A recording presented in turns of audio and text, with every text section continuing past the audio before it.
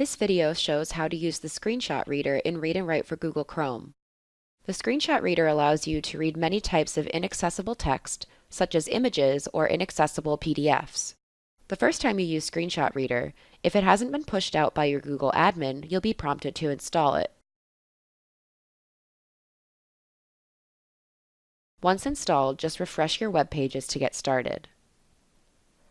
To use Screenshot Reader, open the Read&Write toolbar and click the Screenshot Reader icon.